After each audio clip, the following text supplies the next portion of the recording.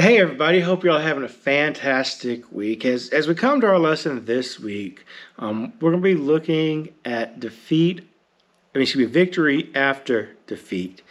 Last week we saw that the nation of Israel was defeated at Ai because they depended on their own strength. They didn't seek out God first, and that there was sin in the camp. And so we saw the story of Achan and his family because he took those items from Jericho.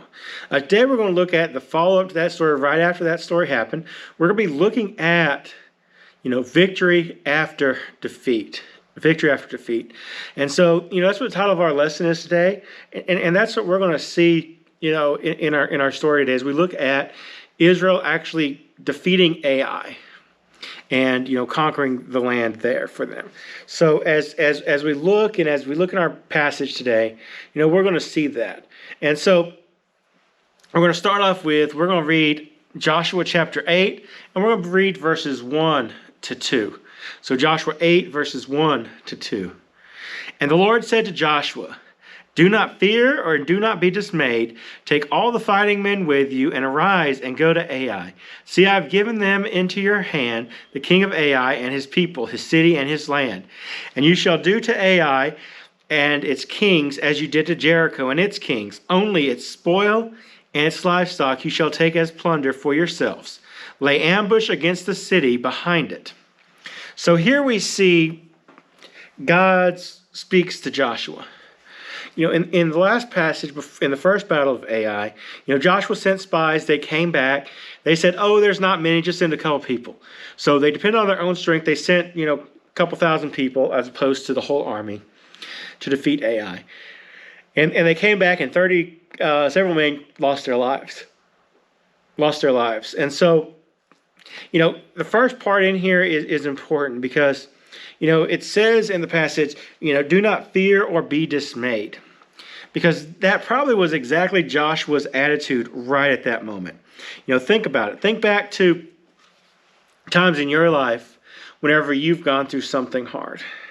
You've gone through a difficult exam or whatever, or you got a bad grade and you failed and you had to go the next to take it again. And, you probably were a little scared, or whatever. I think I've known people who, were scared whenever they went and took their driving test.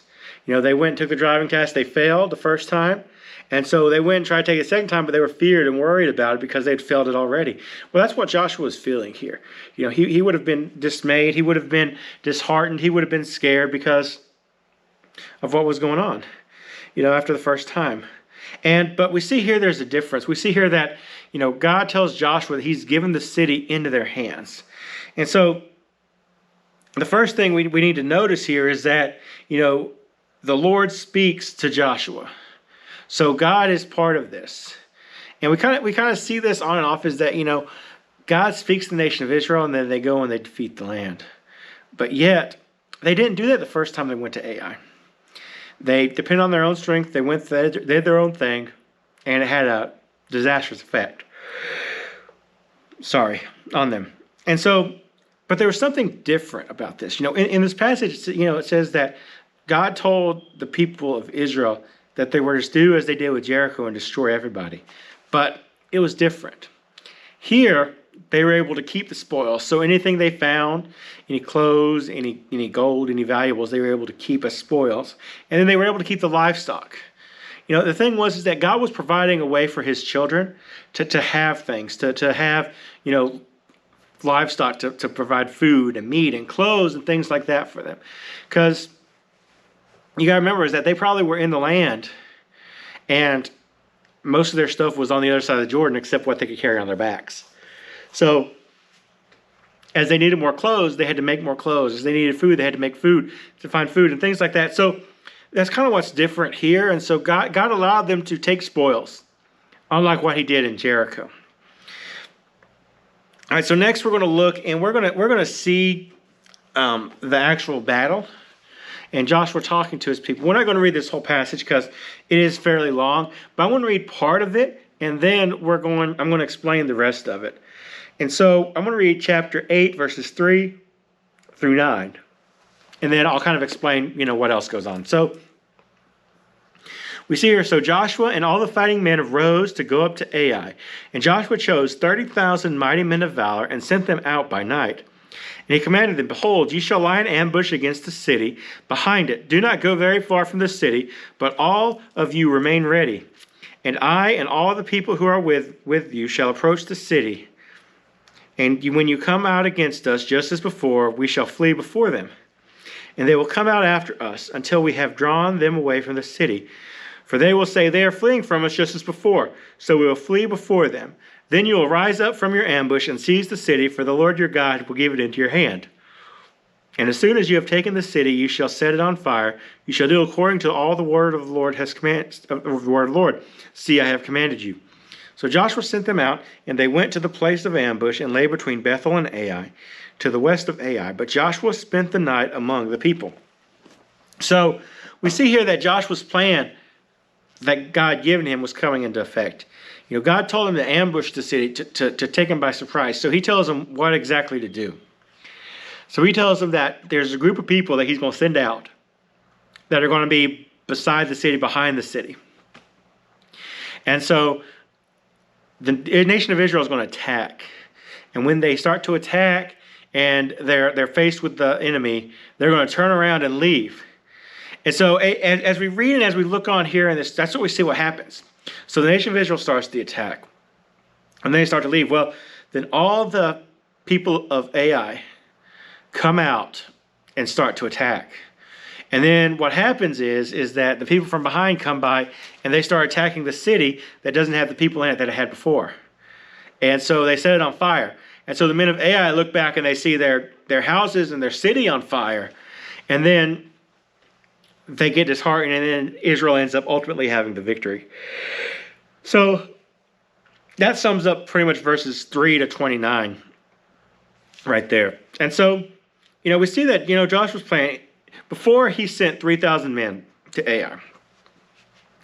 And in this passage, it talks about that there was, at the end, it talks about there was 12,000 people in Ai.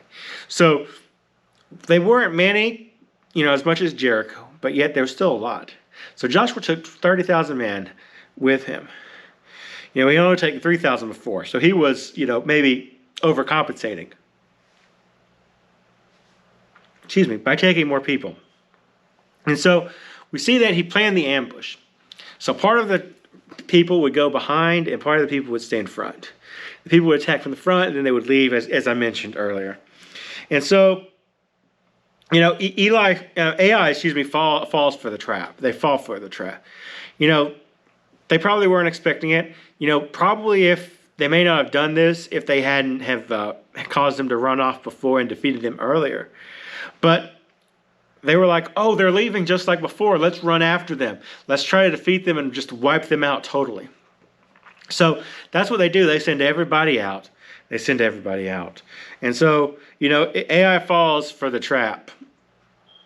Ai falls for the trap. So, I don't know about you, but, when I was reading this and thinking about this, I was picturing that scene in Star Wars in Return of the Jedi, whenever, they're going to face the Battle Star, and then, Death Star, the second Death Star. And then Admiral Akbar comes in on the ship and he says, it's a trap. And so that's what I was thinking of here, because, they got into this place where they were trying to trap Ai, and they did. So, they fell for the trap. Joshua raised his spear in the passage. We didn't read that, but that's what he did. He raised his spear to signal the other ones to do that. And so they came in and they wiped everyone out. And not only that, but they also took the king of Ai and they ended up hanging him on a tree until nighttime. And then they threw him in front of the city and put stones over him in front of the city. And so we see Israel's victorious. Israel depended on God, and God gave them the victory after the defeat. And then we're going to talk about, the last part is we're going to talk about this. We're going to see in Joshua chapter 8, verses 30 through 35. At that time, Joshua built an altar to the Lord, the God of Israel, on Mount Ebal, just as Moses, the servant of the Lord, had commanded the people of Israel. As it is written in the book of the law of Moses, an altar of uncut stone upon which no man has wielded an iron tool, and they offered on it burnt offerings to the Lord and sacrificed peace offerings. And there was in the presence of the people of Israel, he wrote on the stones a copy of the law of Moses, which he had written. And all Israel, sojourner as well as native born, with their elders and officers and their judges, stood on opposite sides of the ark before the Levitical priest, who carried the ark of the covenant of the Lord, half of them in front of Mount Gerizim, and half of them in front of Mount Ebal, just as Moses, the servant of the Lord, had commanded at the first, to bless the people of Israel. And afterwards he read all the words of the law, the blessings and the curse, according to all that was written in the book of the law. There was not a word of all that Moses commanded that Joshua did not read before all the assembly of Israel, and the women and the little ones and the sojourners who lived among them. So we really see here is that, Joshua once again goes back and emphasizes the importance of what we read in earlier. We look in one of our first lessons, whenever we look at Joshua 1, we saw an important verse in chapter 1, verse 8. It says, this book of the law shall not depart out of your mouth, but you shall meditate on it day and night, that you may observe to do all that is written therein. Then you make your way prosperous, then you have good success. The key to Israel's victory was abiding by the book of the law. Abiding by the book of the law. And so, here we see that Joshua does this. He takes an uncut stone, a stone that had just, was on the ground. No one had cut it with a tool to make it perfect. He took it as it was and made something out of it. And they built an altar, and they burnt offerings on it to God, just as God had commanded them in the law. And Joshua sits up there and he does a long reading. Well, I could have sat here and read for a little bit, the longer passage in our passage, but I didn't. But imagine going through and reading part of the law. Imagine reading the whole entire book of, Leviticus or Numbers or Deuteronomy to the people. And that's in essence what he was doing. He was reading everything about the law so that they would end up remembering it and have good success. So he probably spent a long time there that he was doing that. He spent a while doing that. So, how can this passage really apply to us? Well, the first thing is that, God's with us, when things go bad. We see in the first part that says, God came to Joshua and said, "Do not fear, do not be dismayed." Right? God came to them and said, "Do not fear, do not be dismayed." Well, a lot of times we get stuck in these areas of fear whenever we go through stuff in our Christian life. And we're fearful and afraid. But yet, God's with us, all the time. He never leaves us, never forsakes us. It doesn't matter what we do, how many times we do it. He's always there for us to catch us, when we fall. We just have to repent and trust in Him. And then we see, next in the second part of our passage, we talked about the defeat after victory. The victory after defeat. God gives us victory after defeat. Maybe you've been dealing with a temptation, a struggle in your life, and you keep on giving into it. There comes a point where, God, you have to trust in God, and He'll give you the victory over that. The Bible says there's no temptation that's taken you as common to man, but God is faithful, who will give you a way to escape that temptation. He's going to give you a way to escape. He's going to give you a way out, a way to kind of escape. So be looking for those ways whenever you fall into temptation, whenever you fall into struggles with a sin or something that you're dealing with. Just remember those. And remember that God gives you victory after defeat. Maybe you've given into it 100 times and then you get victory over it. And then, it gets easier and easier to get victory over it every time. So just trust in God, and God can give you the victory, after you're defeated in your spiritual warfare against the devil. And then the last thing is the importance of us studying the Bible and knowing what it says.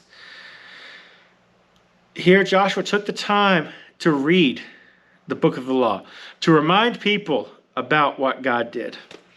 And we kind of have that, we kind of make this parallel between our lives and what Joshua did. Yes, Joshua took and read the Bible, but there's something important he did before then, whenever he created the altar. He took altar of stones that may not have looked the best, that may have had flaws, that would have been cut out if someone would have been making a sculpture out of it or whatever. But yet God took those and used those for something for his glory. God can take us and use us and shape us and make us into something that, more than what we could ever do. And we find that out by studying the Bible. As I mentioned, Joshua 1:8 says, "This book of the law shall not depart out of your mouth." And in that passage, it talks about that you'll stay on the path and you won't veer to the left or to the right. It says that in one of those verses in verse chapter 1. But that's what we need to do as Christians. Realize that God takes us as we are. We don't have to be perfect to be Christians. But God takes us who we are and he molds us into what he wants us to be.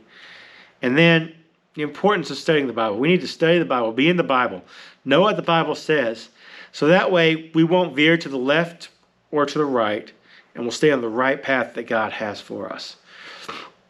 Thank you all so much for this time. It's going to be a couple weeks because we're going to take a couple months off for June and July.